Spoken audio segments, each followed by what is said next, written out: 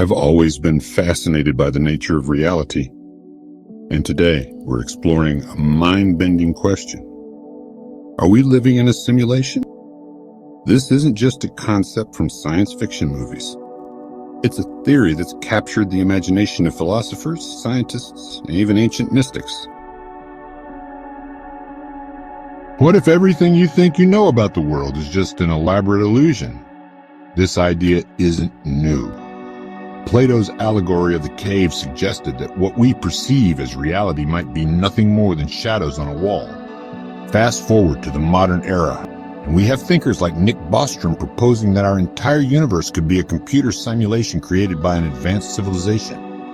But why would anyone create such a vast and complex simulation?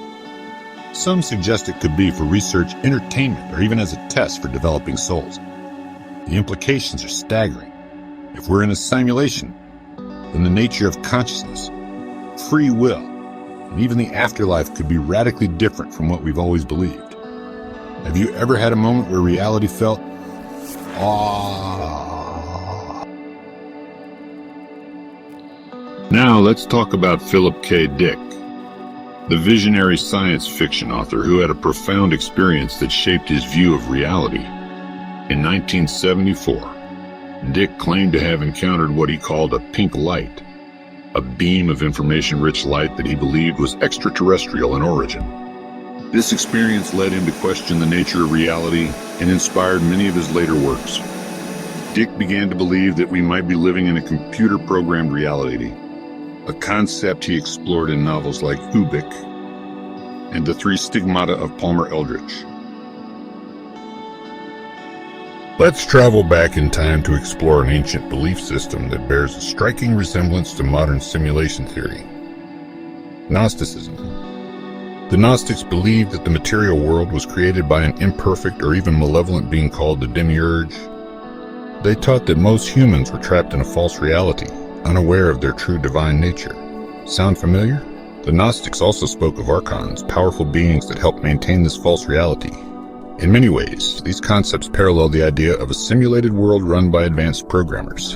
Could the Gnostics have intuited something about the nature of our reality that we're only now beginning to understand through the lens of modern technology? How might our ancestors have described the simulated reality with the concepts available to them?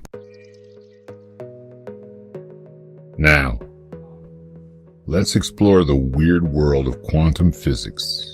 Some of the strangest phenomena in quantum mechanics seem to support the idea that our reality might not be what it appears. Take the double-slit experiment, for instance. When scientists observe particles passing through two slits, the mere act of observation changes how the particles behave. Then there's quantum entanglement, where particles can instantaneously affect each other across vast distances, seemingly faster than the speed of light.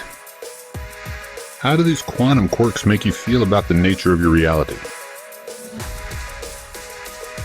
Let's explore one of the most mind-bending aspects of quantum physics, the observer effect. This principle suggests that the very act of observing a quantum system can change its behavior. In other words, consciousness itself seems to play a role in shaping reality. This idea aligns eerily well with the concept of a simulated reality that only fully renders when observed. Some researchers have even suggested that this could be a built-in feature of a simulated universe, designed to conserve processing power by only fully rendering what's being directly observed. Have you ever felt like you've influenced reality just by observing it? Now, let's talk about time.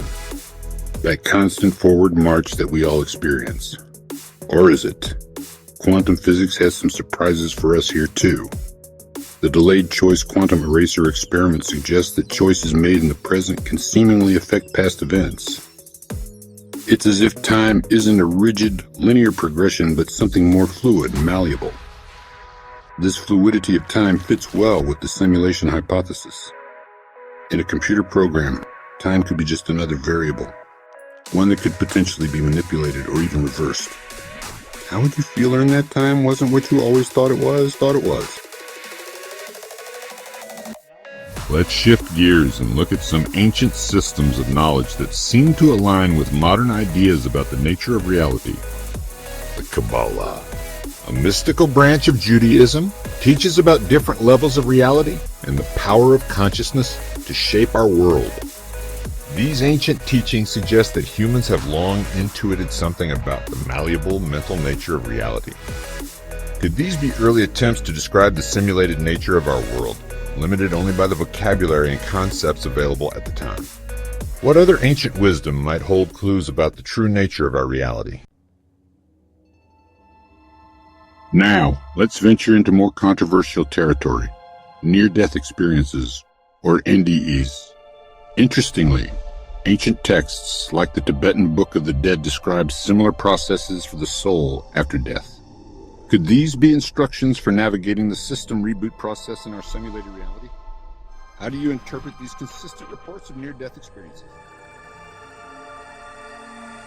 Some proponents of simulation theory suggest that techniques like meditation, lucid dreaming, and challenging our core beliefs could help us become more aware of the true nature of our reality. These practices might allow us to see beyond the illusion and potentially even manipulate the parameters of our simulated world. But here's a thought to consider.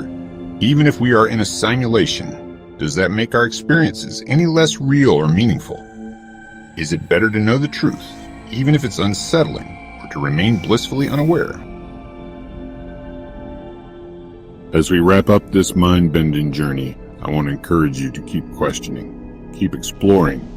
Whether we're in a simulation or not, the quest for understanding the true nature of our reality is one of the most profound adventures we can embark on.